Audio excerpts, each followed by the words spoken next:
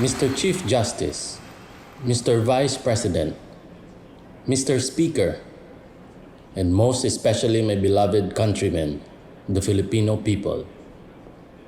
In the exercise of your constitutional right of suffrage, you have elected me to the presidency of the Philippines. I am grateful and protective to this mandate. And with the help of the Almighty God, I shall not fail you. We are at the moment in a crossroad of history. What is now taking place in our midst transcends in importance the mere induction into office of your chief executive. We are transitioning into a new definition of nationhood. Our beliefs and traditions are being challenged. Our value system is in question. Let us not first talk about the redefinition of nationhood in the light of this recent pandemic. COVID-19 is a crisis like no other. Its toll has been massive, and people in a country like ours are likely to suffer, and most and the longest. The pandemic has taken lives and disrupted livelihoods in every corner of the globe.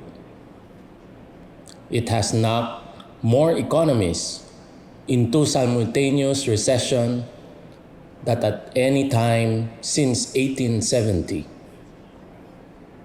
And it could lead to the first wave of a lost decade burdened by weak growth, a collapse of many health and education systems, and excessive debt.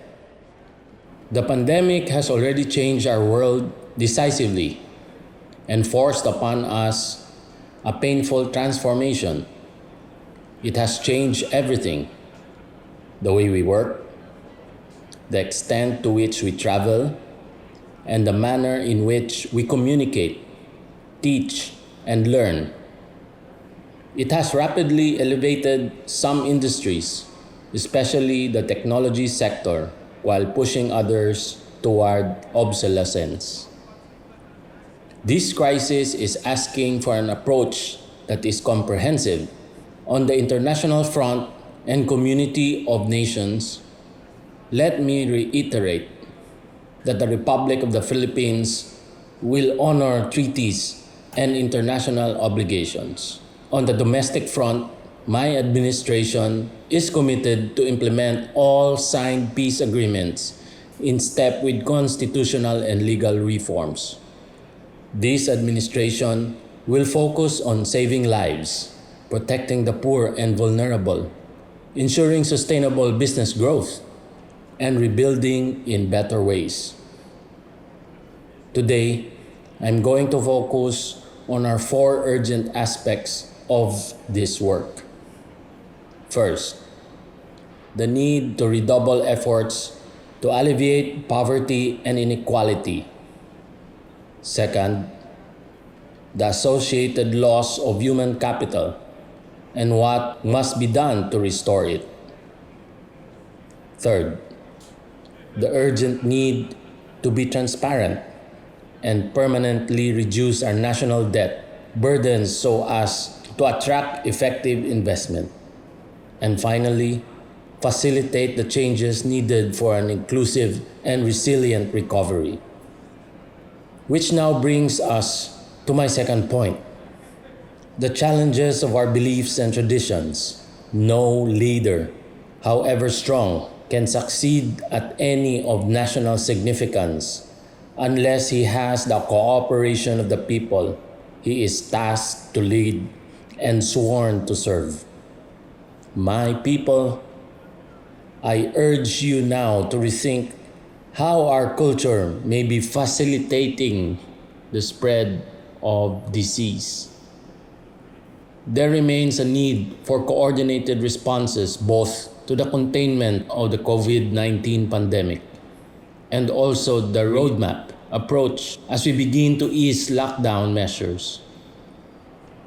The COVID-19 pandemic has shown some interesting individualized responses in different communities that highlight the effect of cultural complexities on the pandemic response. Culture plays a central role in determining attributions to illness, help-seeking behaviors and pathways, the community willingness to comply with measures to counter a pandemic spread. Therefore, cultural beliefs and values can contribute to the success or failure of countrywide efforts to contain the spread of an outbreak.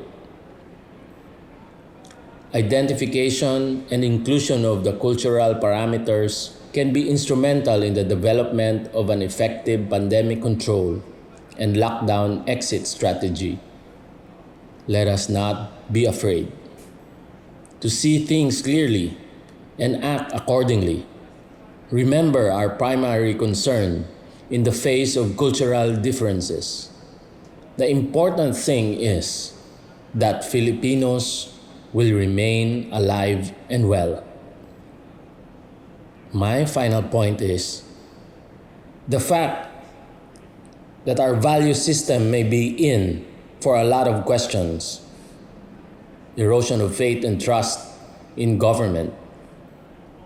That is the real problem that confronts us. As a result, I see the erosion of the people's trust in our country's leaders, the erosion of faith in our judicial system, the erosion of confidence in the capacity of our public servants to make the people's lives better, safer, and healthier. Indeed, ours is a problem that dampens the human spirit. In the words of F. Shunil Jose, we have become our own worst enemies. However, all is not lost. As what I have shared with you today, my view is that sustainable solutions can only come by embracing change through innovation, new uses of existing assets, workers, and job skills, a reset on excessive debt burdens, and governance systems that create a stable rule of law while also embracing change. I therefore ask you, my countrymen, let us have the courage and the will to change ourselves and bring our nation to greater heights. Thank you, and onward, Pilipinas. Mabuhay.